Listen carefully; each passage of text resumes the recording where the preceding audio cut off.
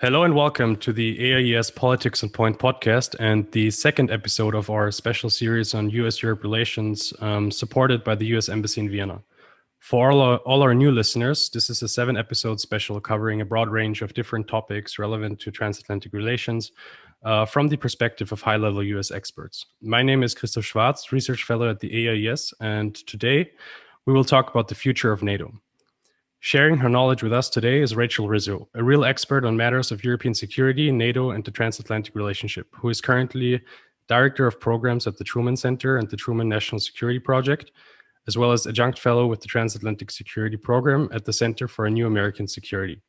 Welcome, Rachel. It's a great pleasure having you on this episode. Thank you so much for having me. Before we get going, could you maybe just share some brief insights with us on the work that you're doing and the role that NATO plays in your professional life? Absolutely. So I wear sort of two hats. At the Truman Center for National Policy as the director of programs, I help guide the policy and strategies and programs for the Truman Center, which is a national security think tank based in Washington, as well as with our sister organization, the Truman National Security Project, which is a community of over 1,000 post 9/11 veterans, security professionals, policy wonks all across the United States and overseas as well. So that's really fun. And then at the Center for a New American Security, where I was full-time for a little over 4 years, is where I work on transatlantic security issues. So issues relating to European security, EU-NATO cooperation, NATO specifically, and European security more broadly. And so, as you mentioned, what role does NATO play in that? It plays a major role, just because it's the foundational alliance undergirding the U.S.-European relationship. So it's really exciting to be able to talk about one of my favorite topics with you today. We picked the perfect person then for this episode. Before we dive deeper into specific NATO topics, where do you see transatlantic relations after 4 years of Donald Trump generally? A survey by the European Council on Foreign Relations earlier this year suggested that a majority in big EU member states has sort of lost faith to some degree in the US as their main provider of security, and also strategic sovereignty has become a real big issue in many European capitals. So do you think that we can expect Joe Biden to sort of cure the wounds that Trump has left behind in the transatlantic relationships? And where are we standing after around half a year of Joe Biden? So the last 4 years were extremely difficult for the transatlantic partners. And for those of us who follow the relationship closely, it was really difficult to see the US president consistently question the transatlantic relationship, the utility of our partners in Europe, and the NATO alliance specifically. Every time there was a NATO summit over the last 4 years, we would all sit back and sort of hold our breath, unsure of what exactly would come out of the mouth of the United States president. He consistently called into question our relationship with Germany specifically, and so that was difficult.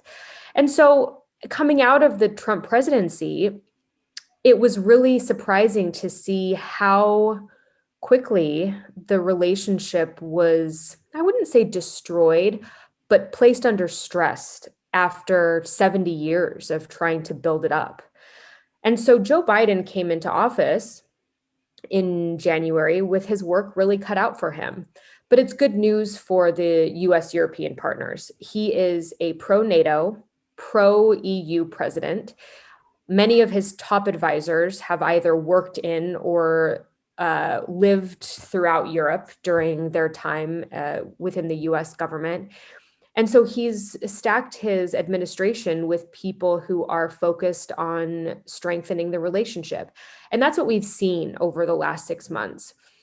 There's a lot of trust to build back. And just because we have Biden in office doesn't mean that all of the issues that come along with a deep relationship economically, militarily, politically will go away. But it does mean we're in a much better position to strengthen the relationship. And for me, hopefully, for it to be a more equal footing partnership between the United States and Europe. as we all know, he made his first trip to Europe last week with the G7 meeting, the NATO summit, the US-EU summit. And he came to Europe with a message that America is back. And he unequivocally stated his support for Article 5, which is NATO's foundational tenet of an attack against one is an attack against all. So I think it was a really good week last week for the transatlantic partners, and we should expect more of this going forward. Yeah, very much agree. I think the happiness in European leaders' faces was easily to be seen when Biden Yep. was attending the summits.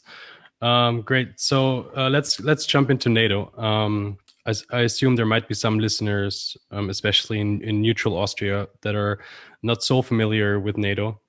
Could you provide us with a brief overview of what NATO actually is and how it developed in terms of its primary tasks, expansion, and so on? Sure. So, in short, I mean, NATO is the most successful, not just military alliance, but I would say alliance in history.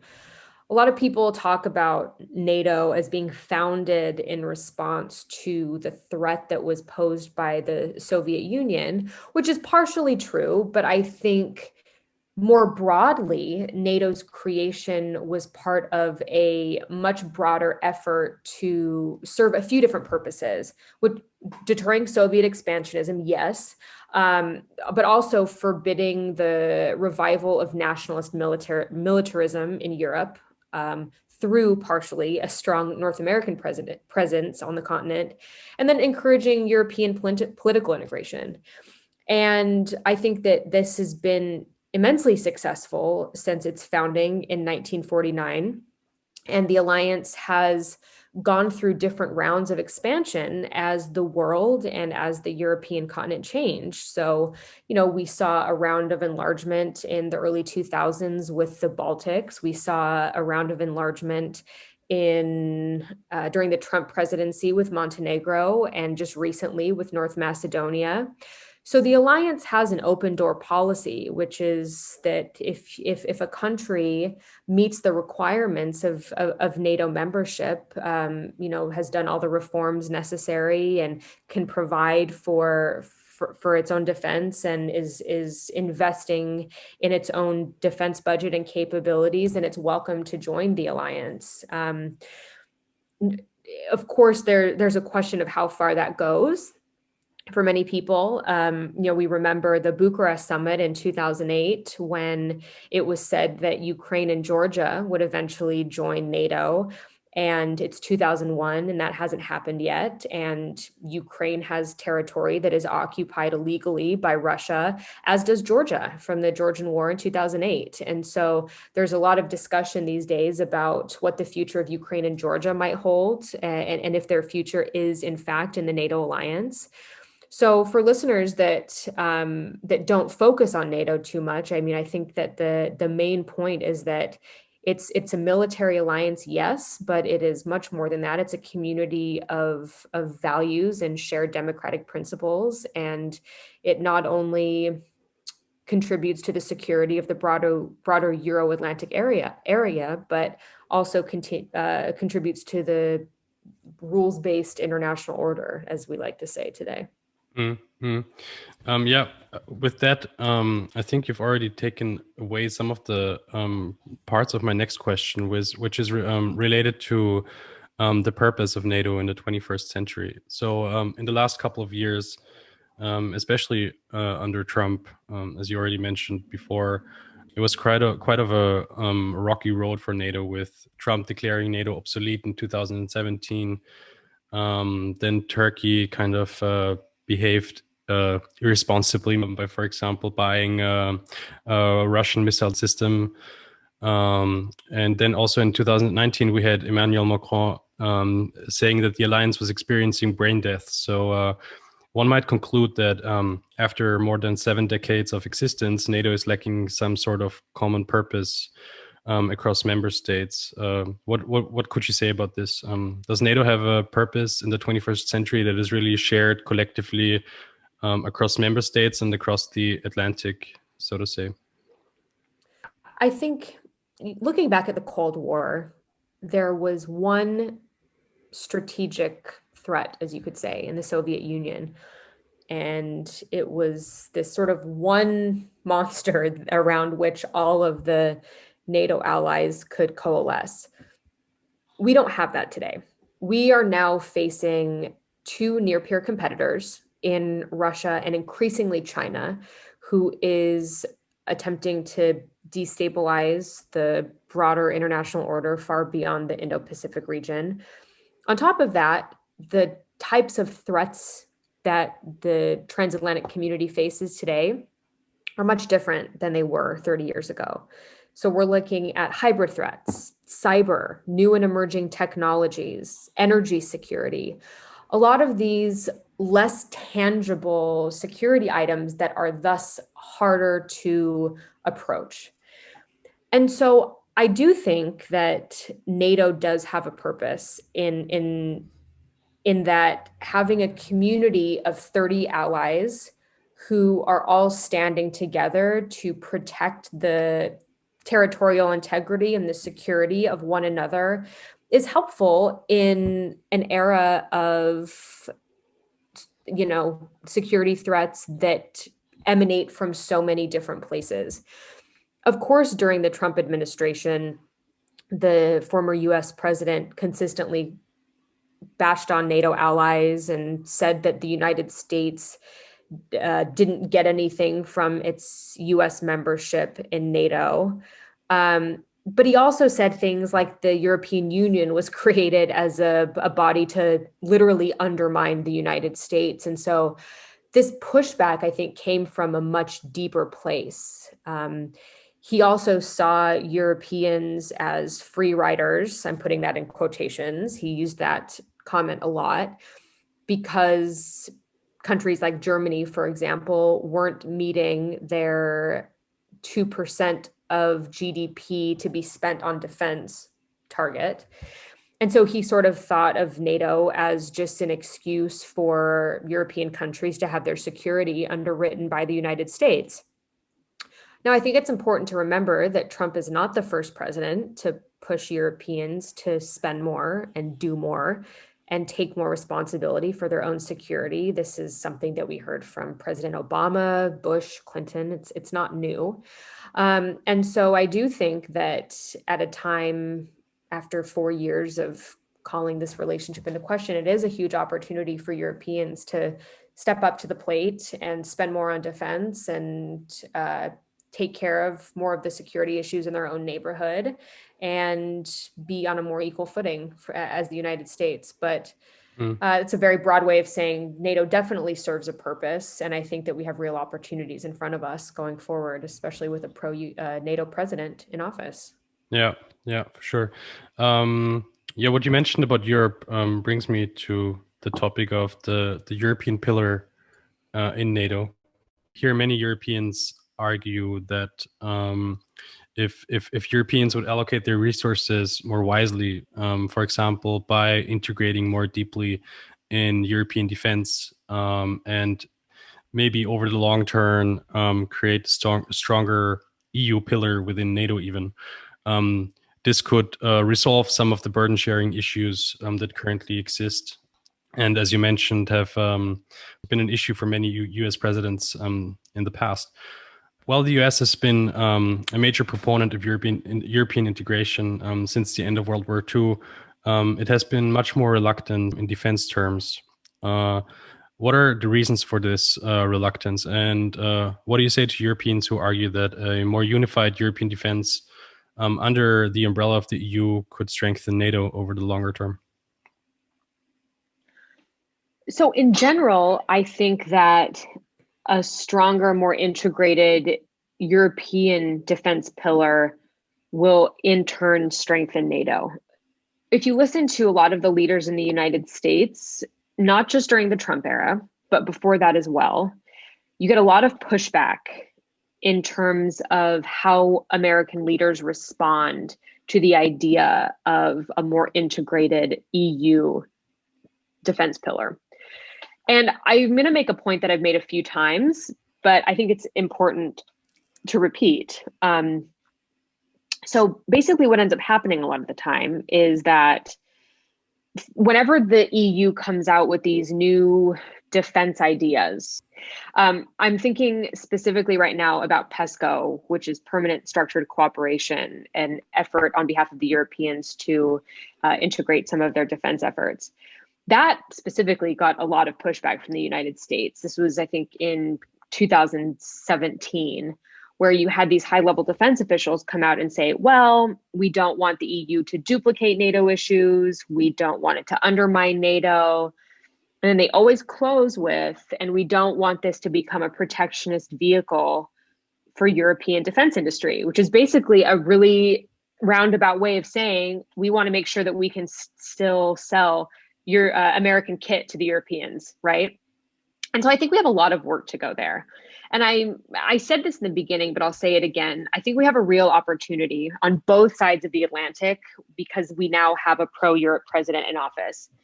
The Europeans have an opportunity to meet their defense obligations, to deepen cooperation between different European countries, to make sure that they have the capabilities that they need to secure the European continent and the surrounding neighborhoods, and that they're willing to use those capabilities.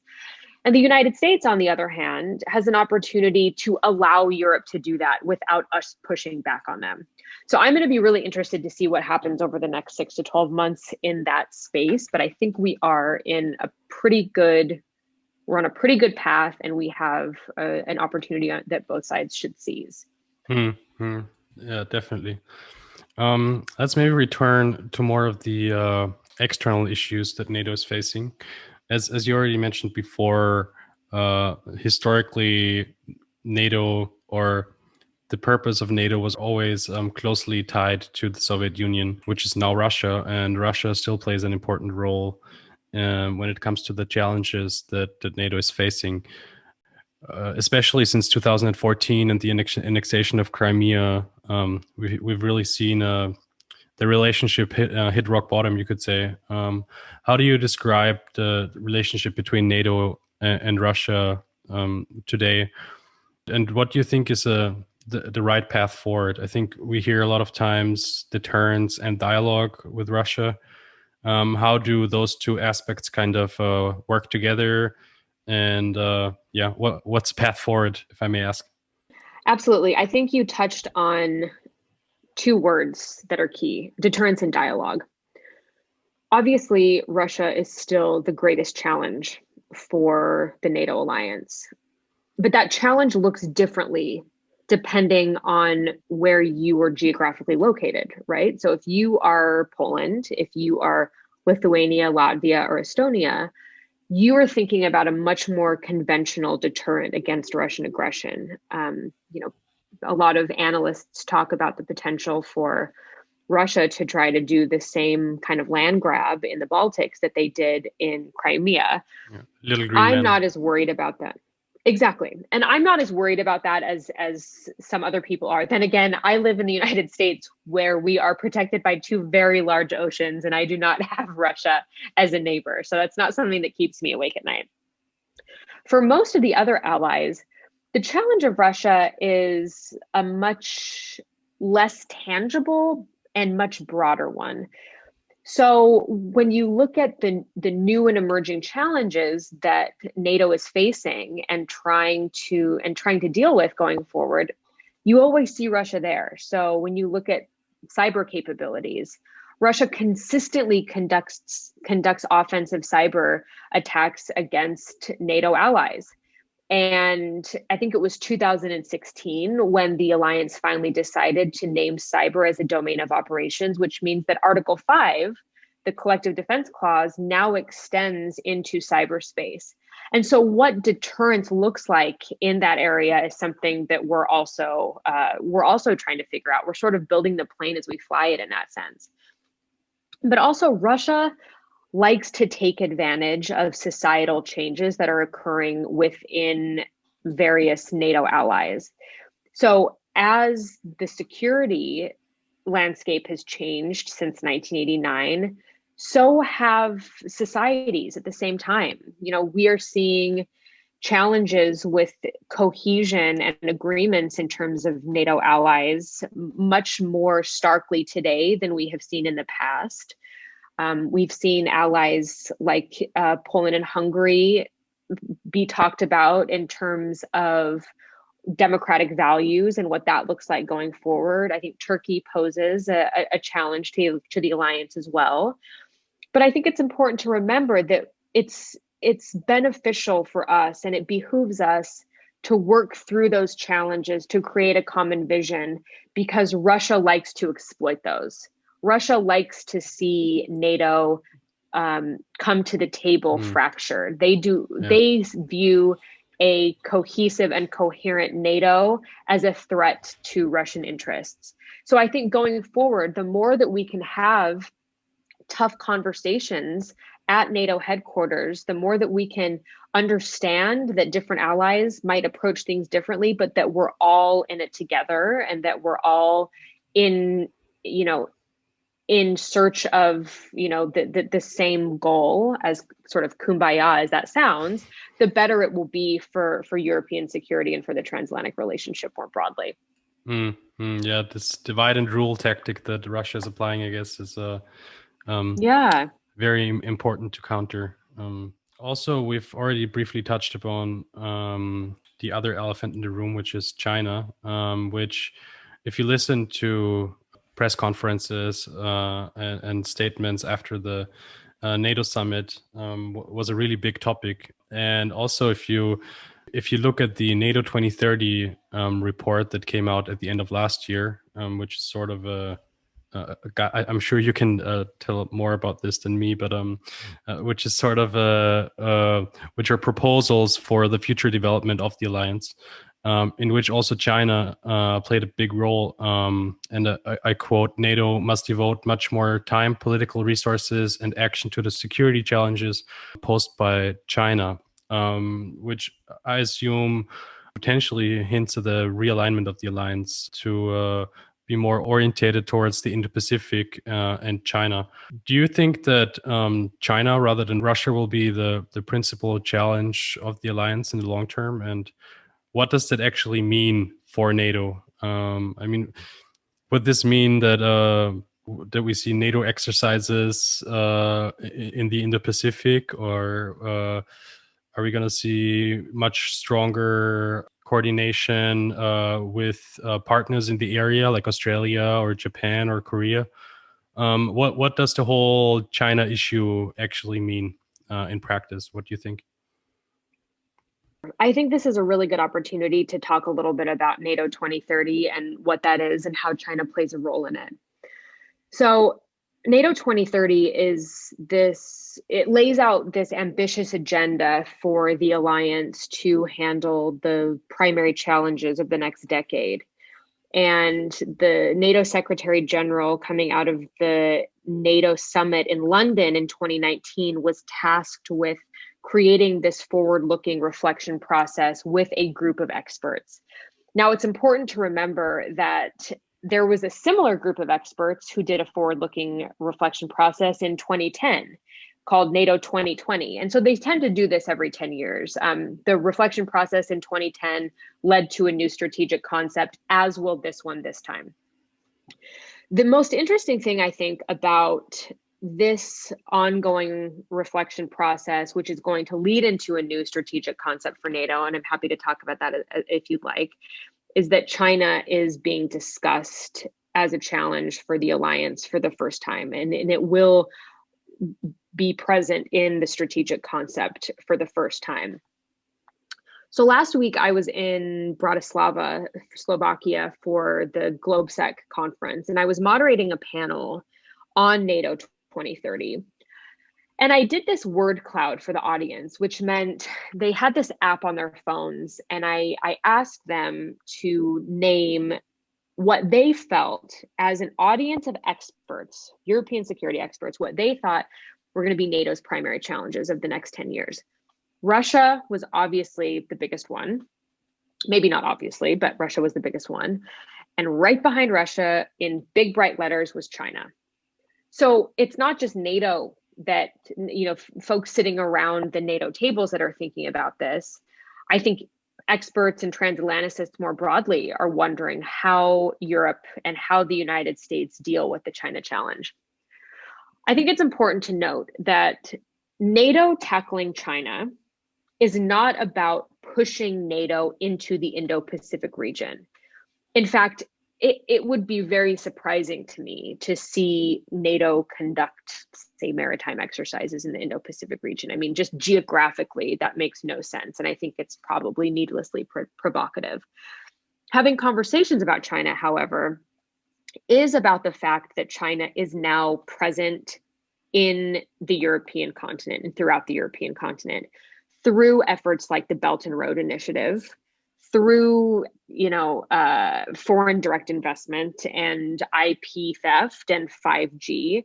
If you're following the discussions that happen on transatlantic roundtables and papers lately, I mean, China features heavily.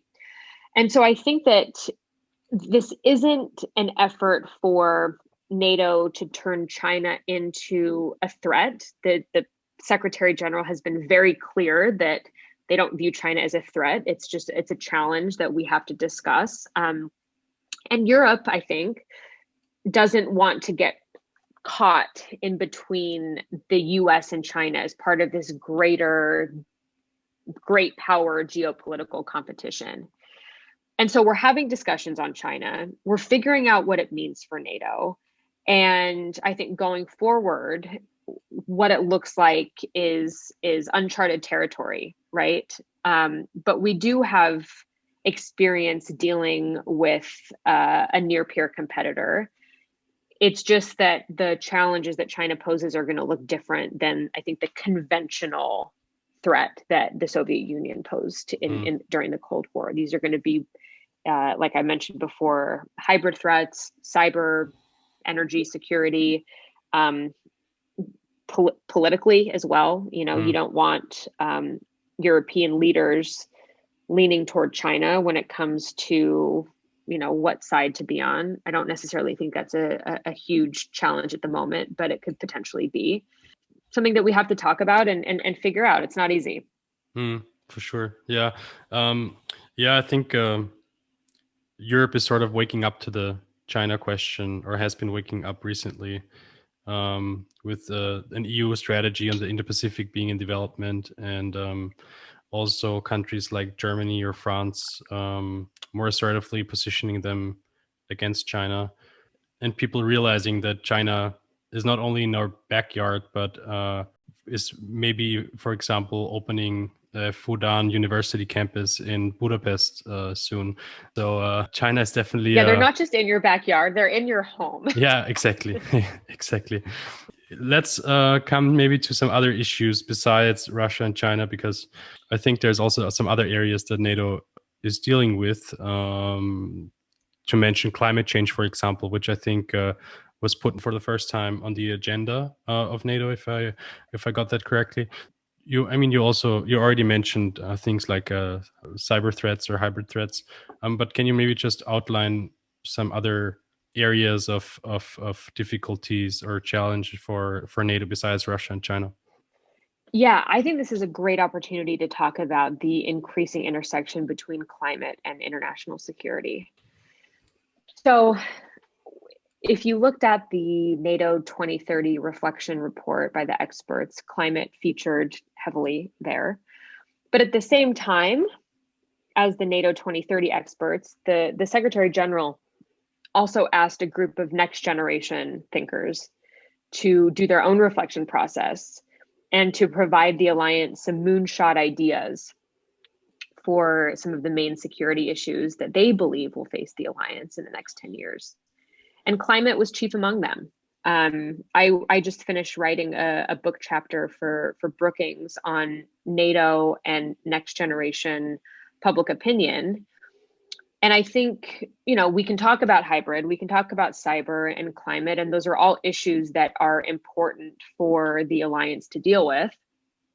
But I think what I found really interesting in writing this book chapter was that we're sort of seeing a generational shift of opinion on what constitutes the greatest security challenges of our times.